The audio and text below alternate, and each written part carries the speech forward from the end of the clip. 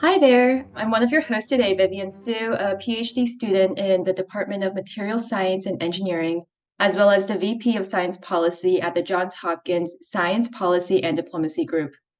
Our group engages early career scholars in fields ranging from physical sciences to international relations in the new directions of science policy, diplomacy, advocacy, and communications.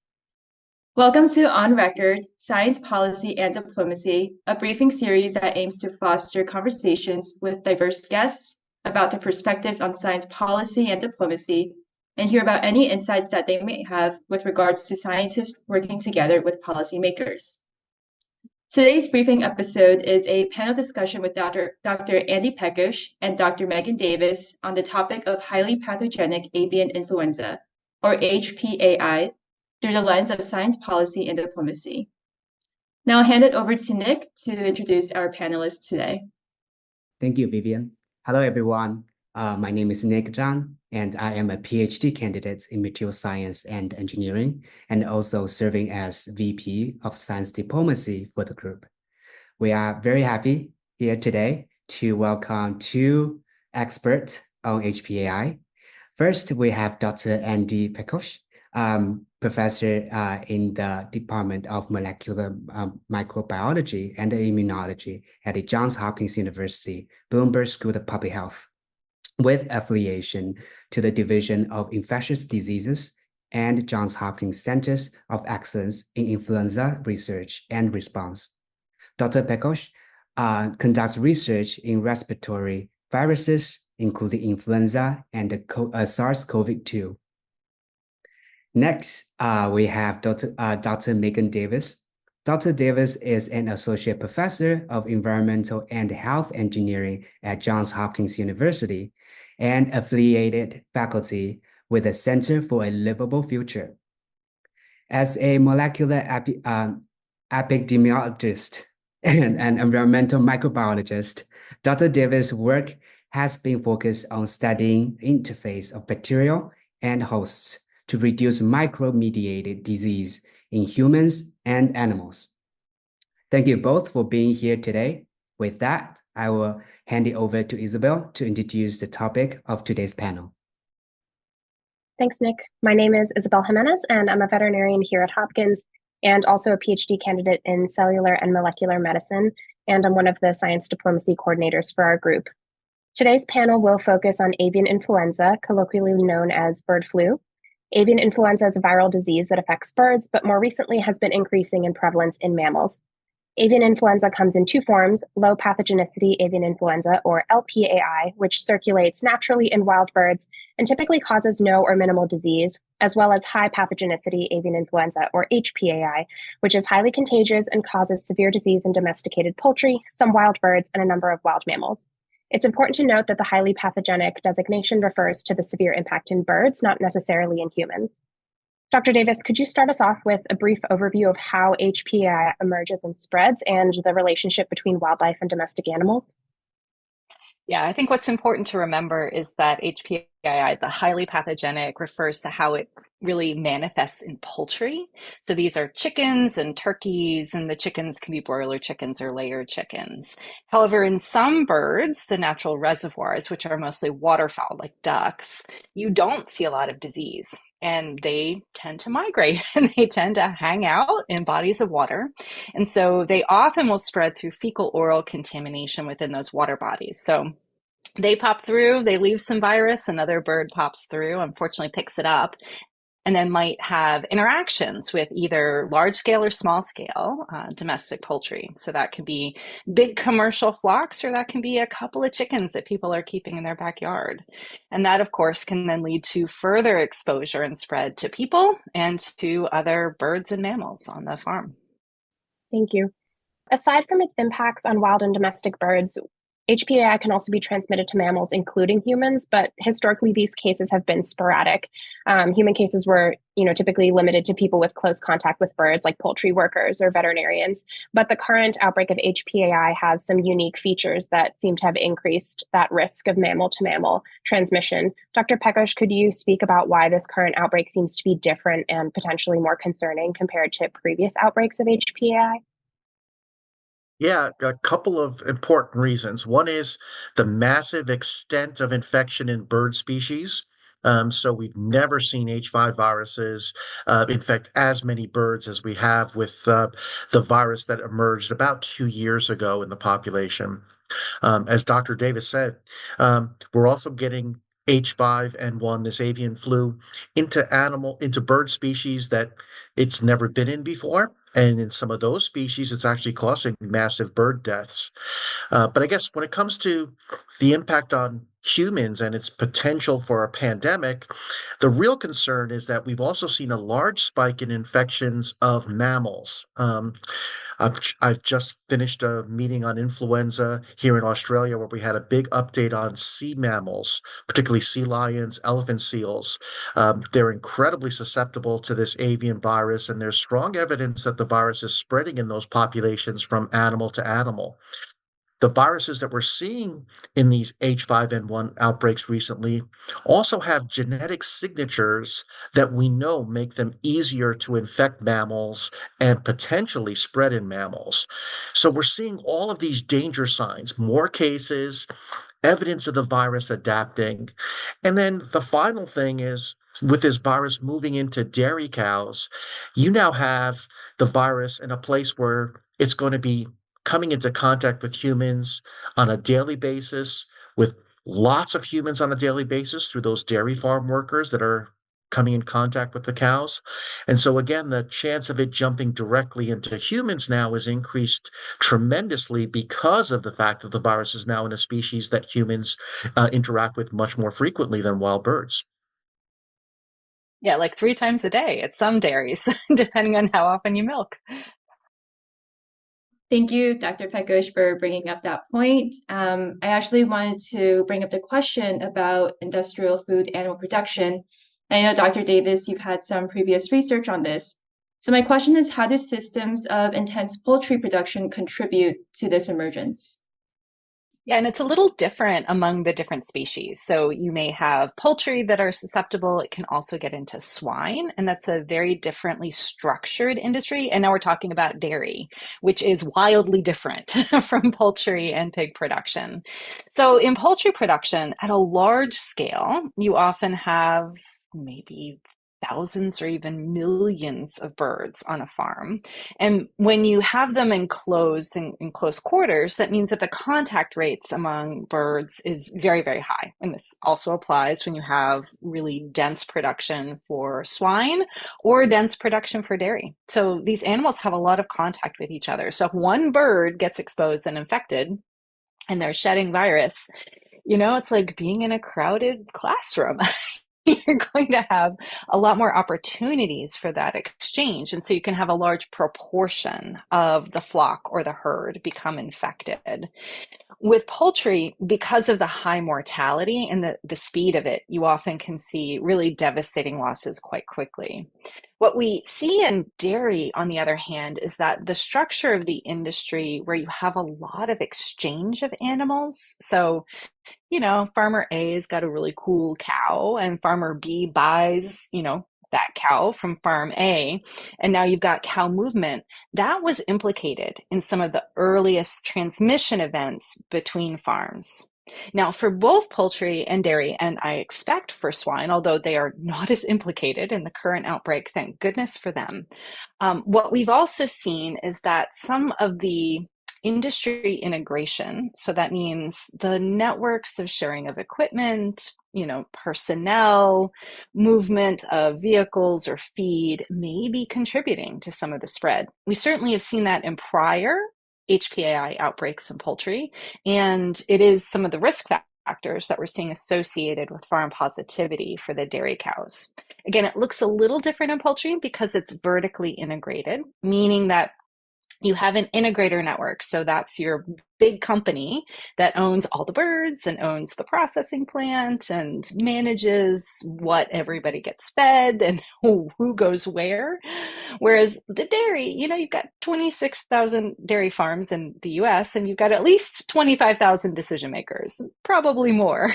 And that's because each dairy is owned and managed usually independently from the others. And so that difference in structure can also mean that you have lots of different practices at all the different farms.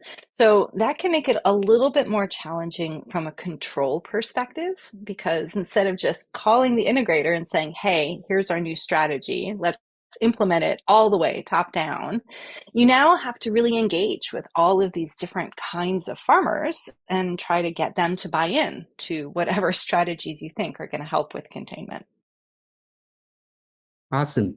Thank you, Dr. Davis, for pointing that out. So I guess it's kind of relevant to the questions, and of course, this question is for both you and Dr. Pekosz here.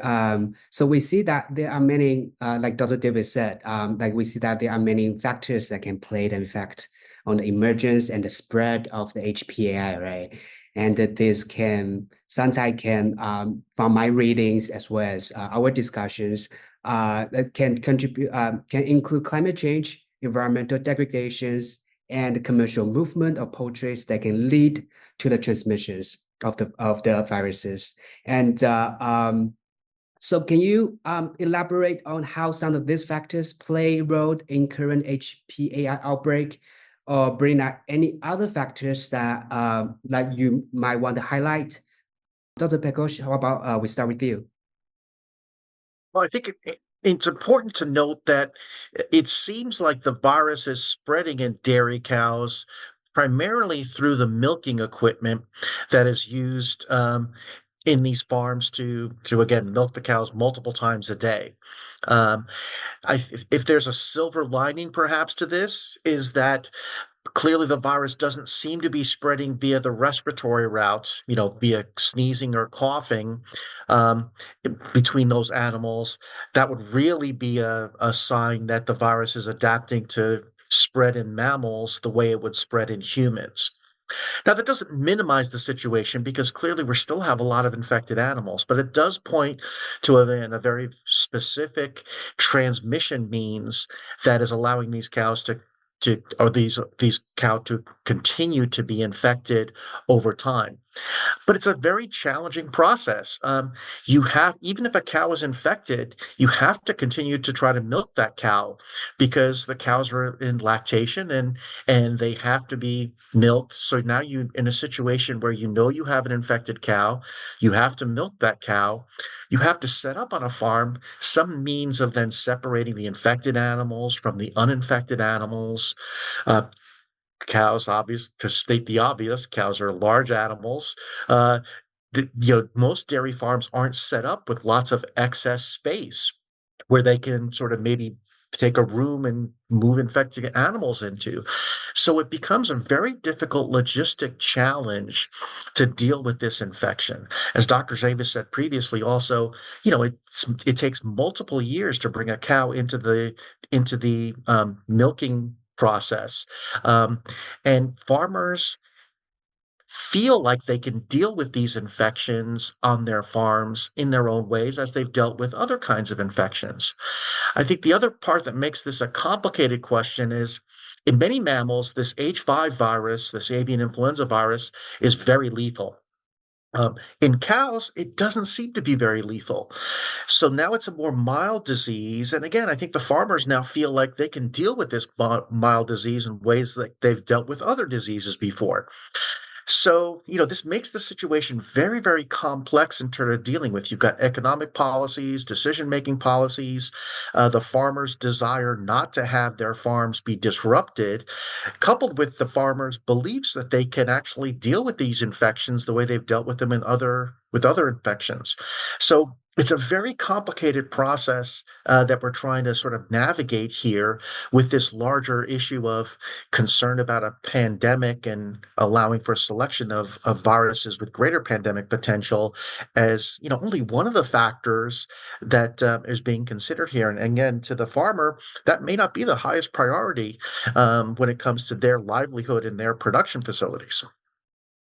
Yeah, Andy, that's a great point. And I'll just add that from maybe a climate change perspective, some of the things that we're seeing that are really challenging, because remember, a lot of this hit at the peak of North America's summer, and some of the exposures that we saw for the workers probably were amplified because of the really high temperatures. So I don't know if anyone's worn your N95 mask, your full Tyvek suit, you know, face shield, put some additional like head protection on, and now go work in 104 degree Fahrenheit heat with a giant blower, right? It's trying to keep the birds from overheating and trying to keep you, the worker, from overheating.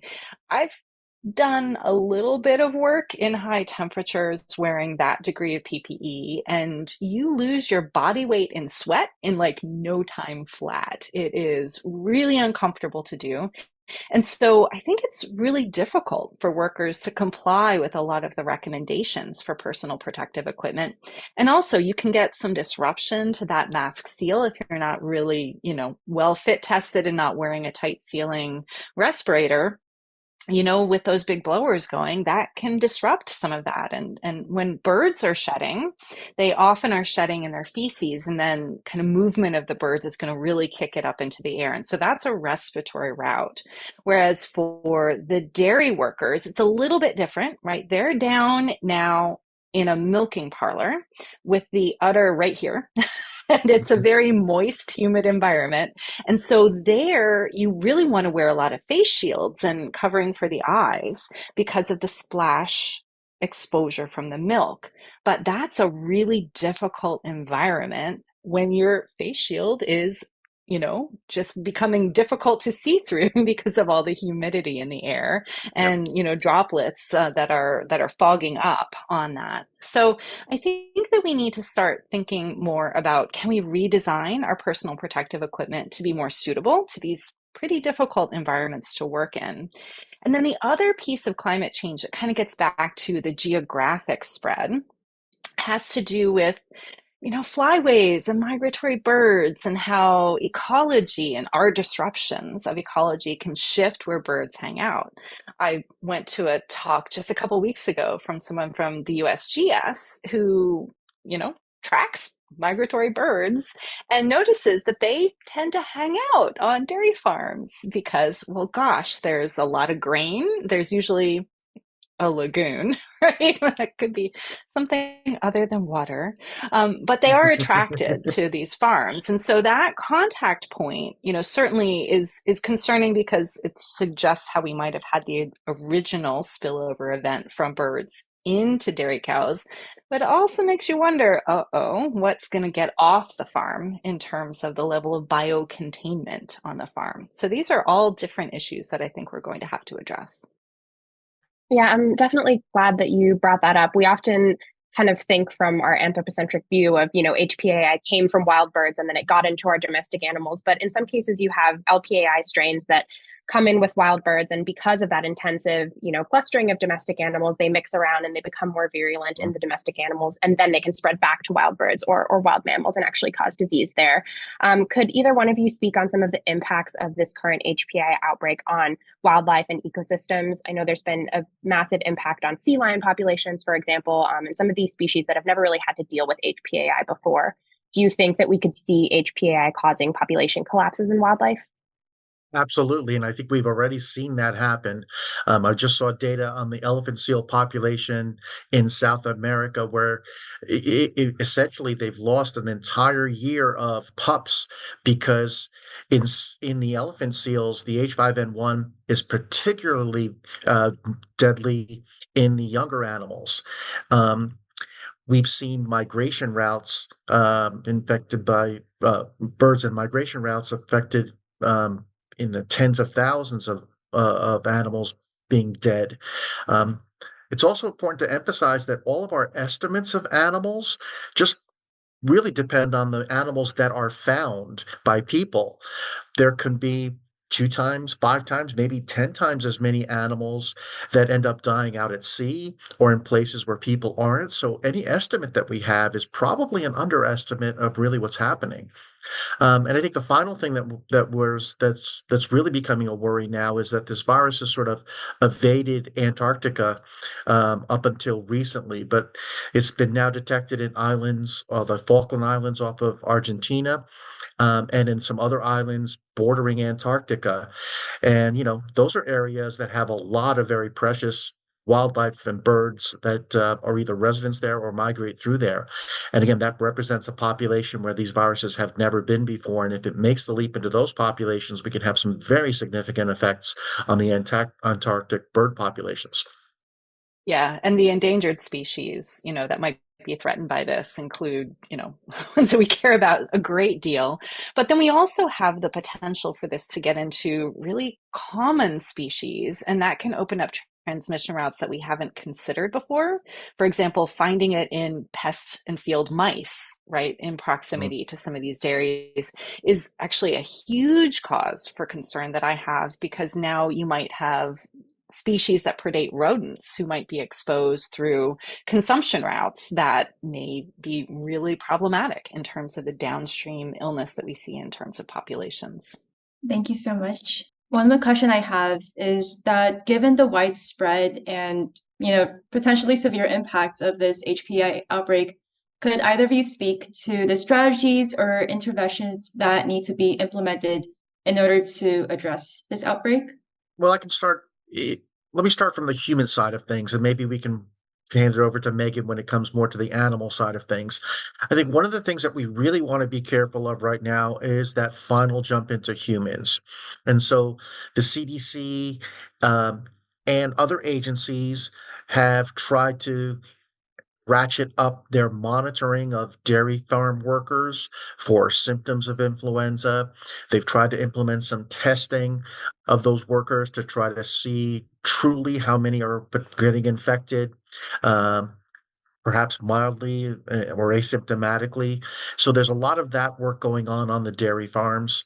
The CDC has sent out notices to many of their hospital networks to be on the lookout for influenza-like illnesses that are not appearing during the influenza season, right?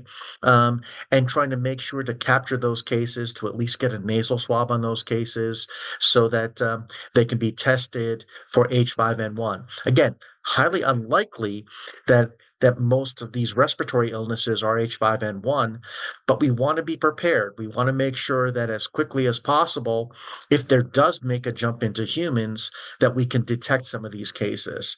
And in fact, there's been one exposure in Missouri of an individual who became sick with H5N1 without a known exposure to wildlife. They've now noticed that at least 6 healthcare workers exposed to that person came up with respiratory symptoms. Unfortunately, none of those workers had nasal swabs taken so they could be tested for H5N1. So now we're left in a situation where, well, maybe they were exposed, but were they infected with H5 or were they not infected with H5? And we have to wait for blood tests, which are going to take several weeks before we know the answer. That is not the right way to go after a pandemic response or an outbreak response. So from the human side of things, we really have to implement wider testing and really cast our net broadly to try to find those rare infections so that we can really keep a leg up on the jump to the human side of things. And on the animal side, it's really interesting, right? Because we've dealt with high path avian influenza in poultry for a really long time. We have control measures in place, including, you might call it extreme, but the stamping out programs in the past have been marginally successful in containment, although they've proven, I think, a little bit less useful in these cases. But remember, poultry get really sick, and now we've got dairy cows that don't get as sick. And so you've got humans with more mild disease, dairy cows with more mild disease, and that's a recipe for asymptomatic spread because you aren't recognizing the disease when it happens. So that means that we really need to increase our testing of cows and of people who have contact with cows in order to better understand where the risk factors are and where we might be able to implement control strategies, whether that is we've already said that dairy cows have to be tested before they're moved. So when, farmer A with that cool cow is selling that cool cow to farm B, that if she's crossing state lines, she's got to be tested before she goes or be part of a herd that's being tested routinely. What we're seeing, though, is that we're still seeing new states and new herds within states coming up positive. So that's a big concern because it means that our current control measures are inadequate to prevent spread. Whether that spread, if the cows are being tested, if we assume that we're getting complete testing, which, is an assumption, but let's just assume it for a minute, then maybe the spread is occurring through other routes, through either other animals, through equipment, or through personnel. And so we're missing these avenues of transmission. And so increasing testing across these is a great idea. I really applaud what the Colorado state veterinarian did when there were major outbreaks in both dairy and, oh my gosh, awful, in poultry, right? Where there were a lot of humans who were exposed who became infected. So what that state veterinarian did is implement bulk milk tank testing for all dairy herds in Colorado. Now, mind you, poultry's a pretty big deal in Colorado. Not that dairy isn't, but poultry's a pretty big deal in Colorado. So there may have been some pressures there to make sure that we're trying to limit the spread. And as soon as they started testing more herds by looking at the milk, that, all the cows collectively go into the bulk milk tank before it gets shipped to the dairy processing plant where it becomes, pasteurized and commercial milk. So if we test there, we can find it because the milk is a great place to look. It's where a lot of virus is shed. It's even better than doing respiratory testing in the cows. So what we've seen in California is that they're doing this a little bit. So they're testing in the region and they're testing farms that have known contact with the farms that have been shown positive. They keep finding more. So I'm wondering when they're going to maybe expand that surveillance a little bit further. Thank you, Dr. Davis. And I also just wanted to bring up the point about food security, since we're talking about chicken and dairy, and also Maryland is a really big poultry state. So I'm just wondering, how is this outbreak going to affect food security? And what are some mitigations we can put in place and potential risks of those measures? Yeah, so for milk, if it is commercially pasteurized, as opposed to what you might do in your own kitchen, right? So commercially pasteurized using high temperature methods that use temperature and pressure and time, what we see is, according to the studies that have been done so far, good inactivation, as you would expect, right? Pasteurization is there for a reason. So that means that the milk that is, coming into commercial that you would buy is probably fine. Now, the raw milk is a big concern, and there are quite a few states that allow sales of raw milk, even though it is banned for transport across state lines. So the feds can say, nope, you can't take it from state A to state B, but within state, you can see some exemptions. Maryland has a very interesting one. So we don't allow raw milk sales for people, but we do for pet use. And this is a huge concern because pets are susceptible to H5N1 and other avian influenza viruses. In fact, cats are remarkably susceptible. They get very sick. They can get neurologic disease and die. So feeding your pets raw milk or raw meat, because that's also another strangely popular thing to do, is not something I recommend. There was an outbreak in Europe in pets that was actually linked in part to raw meat diets. Now, in terms of commercial meats, because poultry are they get really sick, you tend to know when there's an outbreak on the farm.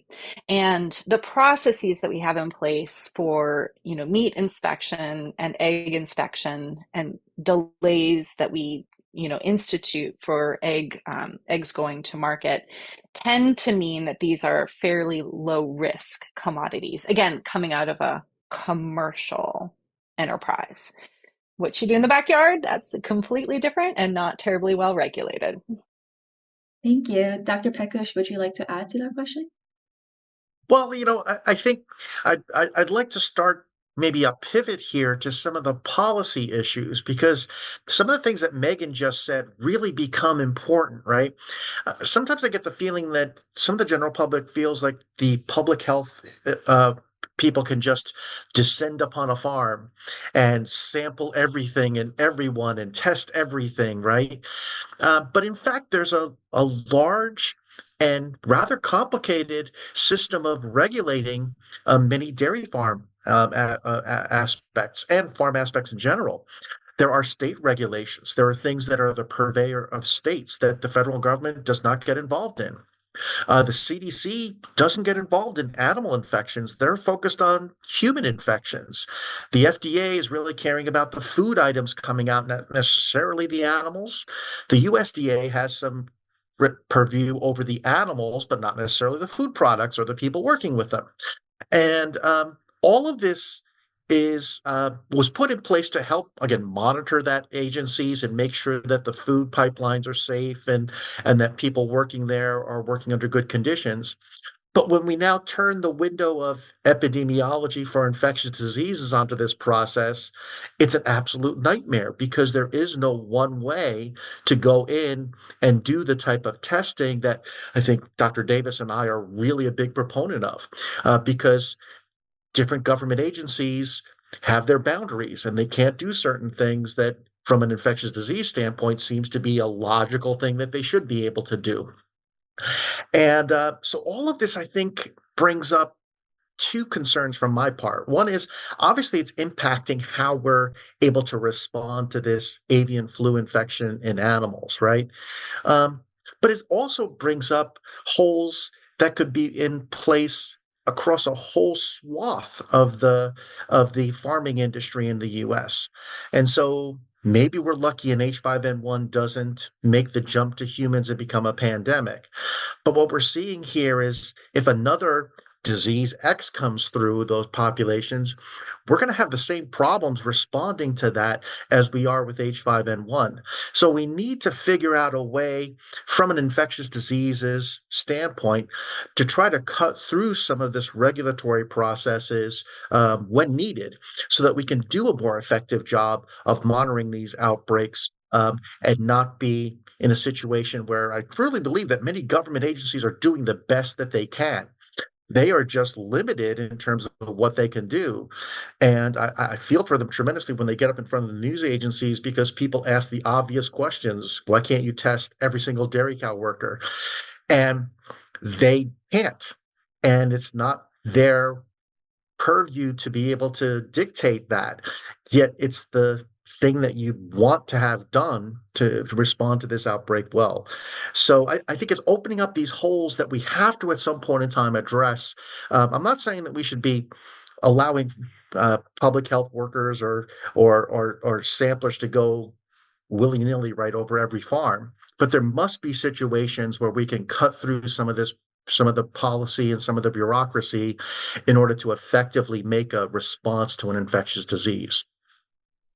Yeah, Andy, that was incredibly well said. I applaud. I'm going to say, in addition, this is a great dress rehearsal for us to think about the different levels of governance, right? So we've talked about the federal level with the CDC, the USDA, the FDA, could even throw in, wastewater surveillance and how that might engage some of our environmental health colleagues.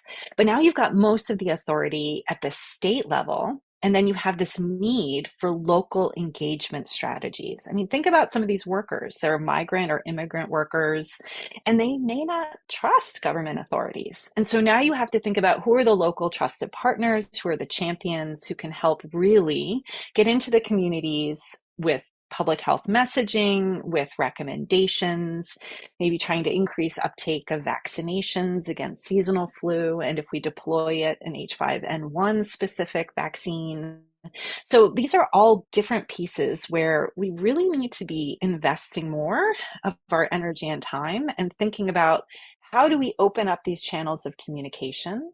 How do we help to empower better interpolation of our surveillance structures, both across these different agencies at the levels that they are, federal, state, or local, and then in this multidimensional way so that we get better data transparency at all of these levels, and also engage some of us, the academic partners and the local groups, the NGOs and the aid organizations who are working on the ground. Awesome. Thank you. That's great. Well, that's wonderful. So I know that both of you kind of like mentioned, the policy aspect, or like a strategies aspect, preventing outbreaks on the local and the federal levels, right? So now I'm curious, since I know both of you are go to conference in different countries, right? So on an international perspective, that what do you see in the internationally other countries are doing well, or things that at least we can learn from them to prevent the outbreak or manage the spread? Either of you, Dr. Davis, do you want to start? Sure. I was just in South Africa for the World One Health Congress, and I heard a really interesting talk about avian influenza surveillance in South Africa, because ostriches are a reservoir species, but they farm them in South Africa. So I got to visit an ostrich farm, which was very exciting.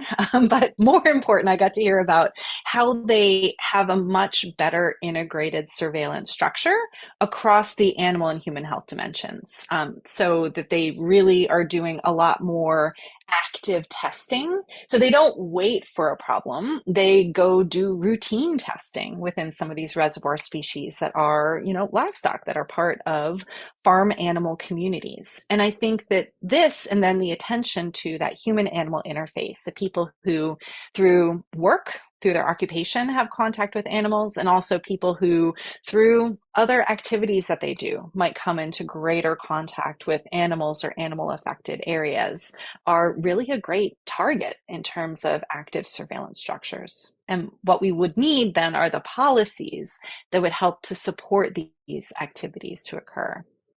Great. What about you, Dr. Pekosz? Yeah, I agree with everything that Dr. Davis just said. I think the other thing that is important to think about here is, we've been focusing on the next pandemic, right? Which sort of by definition means a human disease. But, you know, we can have just as big of a problem in terms of human health if a animal pathogen started to spread through our populations in a way that we're seeing the dairy cow H5N1 virus spreading through the population. Imagine if this was foot and mouth disease, a disease of cattle, right? That we're fortunate not to have here in the US, but if there was a chance outbreak, this may be showing us some weaknesses in our surveillance system that would allow a virus like that to spread through the animal population. And in that case, even without humans being infected, you could have a severe impact on our milk production, on our meat production, that would have really large implications. Same with swine. There are diseases of swine that the US is very fortunate not to have. But perhaps some of these pathways that we're seeing now of the dairy cow H5N1 virus spreading could also be taken advantage of by a pig virus, right, or some other form of a bird virus. So I do feel like this is also something that is larger than just human health. Human health is obviously very important, but it can be affected by a strictly animal pathogen in very significant ways. So again, these are all things that need to be brought into more discussions in the among policymakers, because it's clear people are responding to this pandemic. Many government agencies are doing the best that they can. But again, as Dr. Davis said, we're seeing holes in that, which means we have to go back and try to address how we can do things better to patch up those holes. Because again, we're fortunate that this has not jumped into a major pandemic or a major outbreak in dairy cows right now. But that should be that warning sign that this was sort of a test run. How do we now make it better? How do we make the system better? Taking into account farmers and government and state rights in terms of their ability to regulate their processes, but really have a different lens on this that says it may work for other situations, but when it comes to an outbreak of infectious diseases, we're seeing holes that we need to find a way to patch up.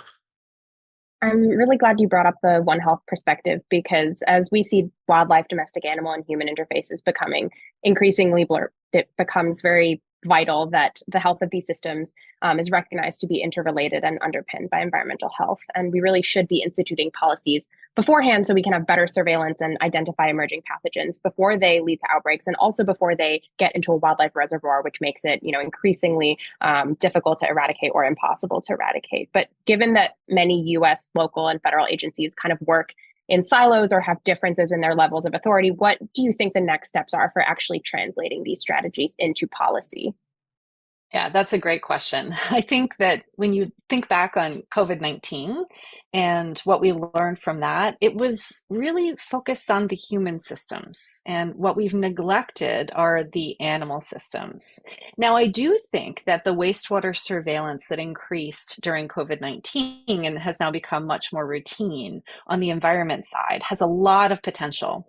But here we hit gaps again because rural communities aren't necessarily on municipal systems. They're really great for tracking what's happening in large cities, not necessarily what's going into your septic tank, or maybe not even that. So we also have deficiencies in terms of healthcare access for many of the populations that could be affected, especially when you think about those vulnerable workers, but also just rural communities writ large have difficulty accessing healthcare.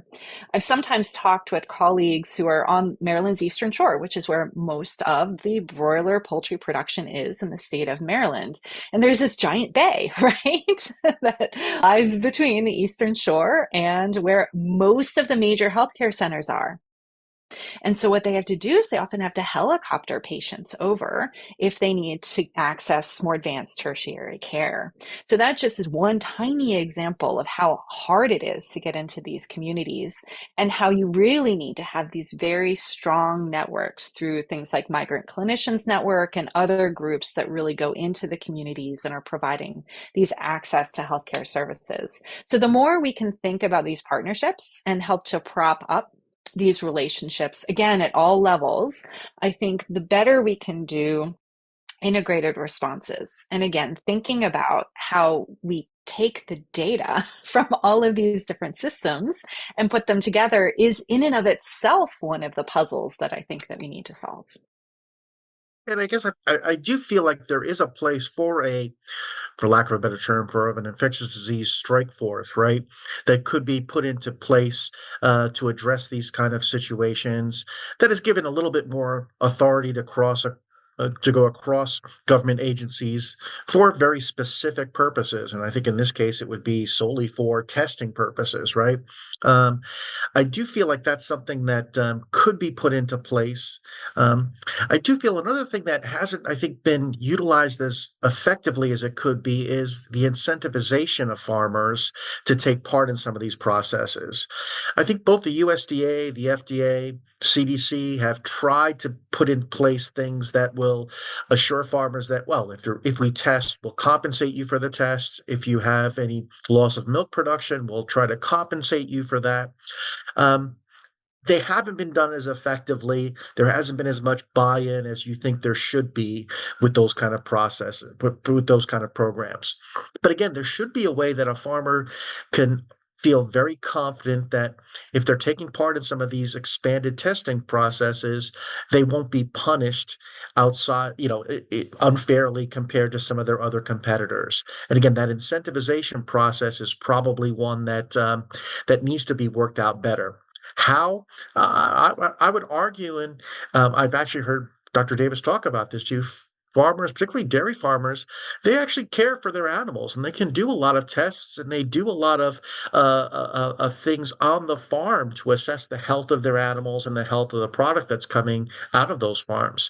One could easily incorporate some testing for infectious disease agents, or home testing kits for COVID and flu could be beautifully applied to dairy farms, hand that over to the farmers for their responsibilities in terms of what are the things that they normally do. So I think there are ways that we can change this process to make it more sort of incentivized for the farmers, to make it less of something that the farmers are truly afraid of because they're afraid of the implications of what a potential positive test might mean. And again, communications. It's just comes down to making sure that you find the effective means to communicate to these farms. Colorado has done a great job on their dairy farms. Michigan has done a great job. Dairy farms, both of those situations, the public health officials speak to this concept of they had relationships, they had communication lines with the farming industries that they were able to take advantage of in order to implement some of these processes. And I think those are the lessons that I think we could learn and apply more broadly across this country. Absolutely. Yeah. So I'm glad that Dr. Pekosz, you brought up the communications aspect of it. And also, Dr. Davis, I believe you also mentioned the partnership among all levels, right? Now I'm just curious. Um, um, so the communications between, let's say, scientists and policymakers is the key to deal with these issues. And how would you describe the current respective roles of scientists and the policymakers? And is this ideal, or is it there's room for improvement? And also curious, the relationship between the scientists and the policymakers, is it more like a one-way street where scientists identify the problems and give the recommendation to policymakers, or is it both two ways? If so, how? Yeah, it's Dr. Davis. Do you want to start with that? Sure. I'm on a planning committee for research priorities for the National Academies, and we're bringing everybody together. So I think that there is a lot of interdependency, at least at the federal level, but also many, many times at the state level with the research partners in the academic community, researchers who are within the federal agencies, and then the decision makers. I think where we may need to spend a little bit more effort is in how we identify like thresholds of risk. And what we have for humans is a really formalized expert review process that sometimes on a daily basis they'll update, and then on kind of a larger scale, whenever there's more information, they do a more formalized process to update that risk assessment. I would love to see something similar on the animal side. I think that that tends to be a little more ad hoc, tends to focus a little more on threats from like foreign animal diseases. We mentioned foot and mouth disease. You might say African swine fever is a major threat. We've previously had problems with porcine epidemic diarrhea virus, et cetera, et cetera. And so if we lean into some of these things that we deal with all the time, that these systems really should be able to communicate well around from like an all hazards preparedness public health sentiment, then I think that we'll do better in crisis situations. And so focusing on those channels of communication and formalizing them, not just in people, right? We do really well when you have a champion, when there's someone in an agency who is really good at communicating across the different silos and among the different dimensions. And so can we capture this in a way that, in addition to these wonderful champions, you also have structures that help to engage in terms of this communication? And thinking about, okay, so if there's a threshold for human risk and a different threshold for animal risk, that we're still going to put resources into animal risk as well as human risk, rather than sidelining the animal health concerns. And then thinking too about what the larger implications are in terms of ecosystem and planetary health. I think that's something that we really have not addressed from a policy perspective. I think it's hard to wrap your head around, but these are really critical. I mean, when you see die-offs of these marine mammals, lots of these wild bird species, you're talking about potentially, keystone species within ecosystems that could be decimated. There could be unintended effects we don't yet recognize might even occur. And so because of the importance of these things, like from a much larger perspective, I think it's really important to be very deliberate in how we think about the engagement strategies with our decision makers.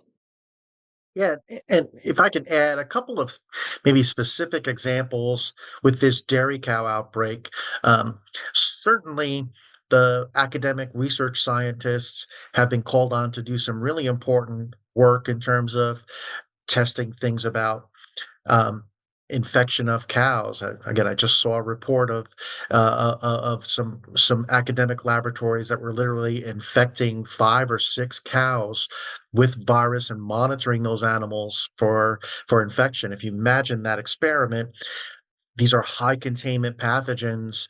These are incredibly large animals, right? You need teams of 7, 8, 9 people to try to do the most basic work in those situations.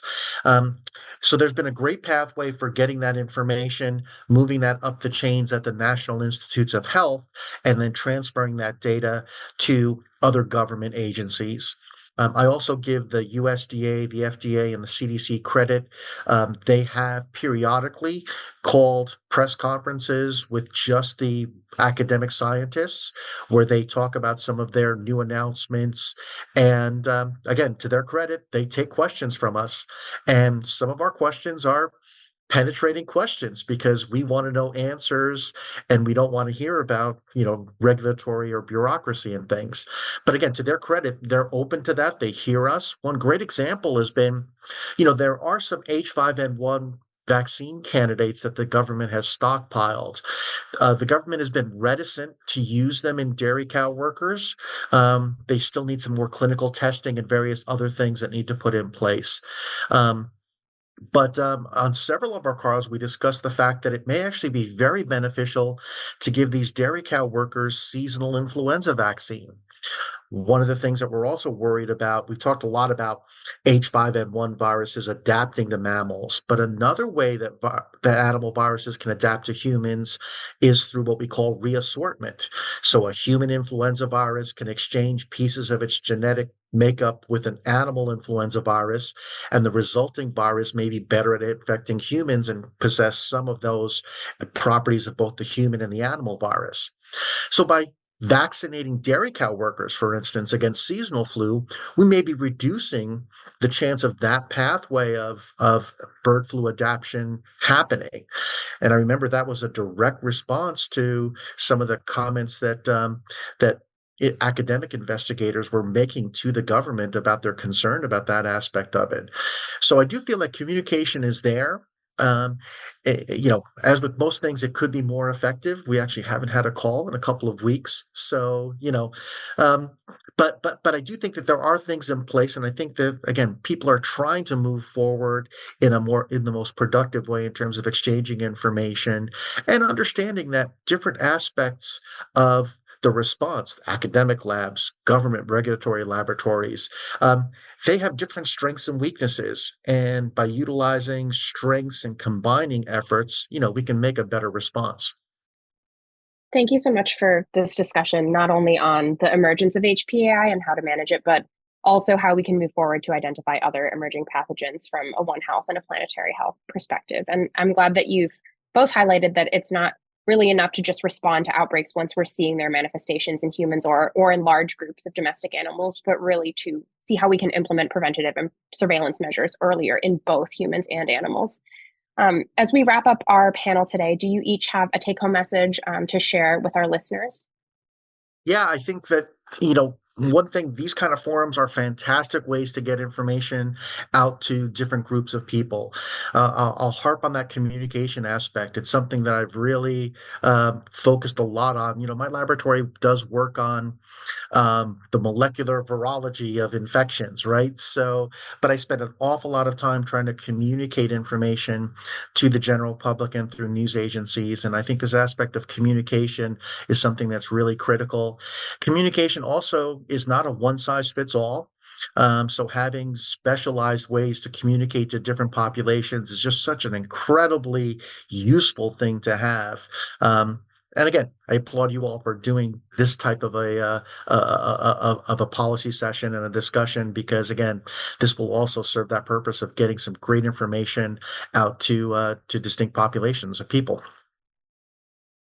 Yeah, I couldn't agree more. This has been a tremendous opportunity to really exchange a lot of ideas. I think that span a lot of different dimensions. I think that there are a couple of take-home messages from my perspective, which is thinking about animal health as a really important function of society, right? That when animals are sick, are dying, when populations are affected, whether or not it impacts food security, that still can have critical importance to humans.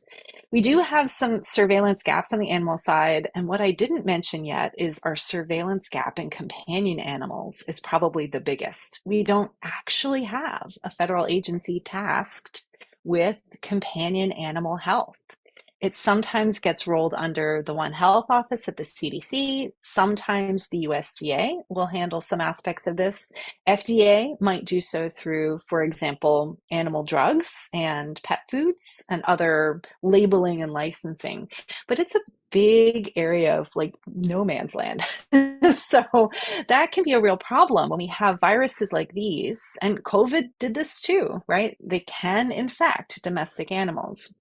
And what that might mean in terms of human exposure, we don't yet know, because this could be in populations that are very different from what we might otherwise consider to be healthy workers. So I think that people who are listening to this have like these big policy implications and also large food system implications and big planetary health implications. But also it might be, you know, your dog or your cat or your ferret. So do think about the ways in which animal health can really be very important and critical to human health, and how we can also think about the environmental dimension of our shared environments, and then the opportunities that this provides us in terms of our surveillance. Thank you. On behalf of the entire JHSPDG team, we really appreciate you both taking the time to join us for our on-record science policy and diplomacy briefing series. This was such a fascinating conversation about the current HPAI outbreak, and really highlights the roles of scientists in the development of policy in order to safeguard public health.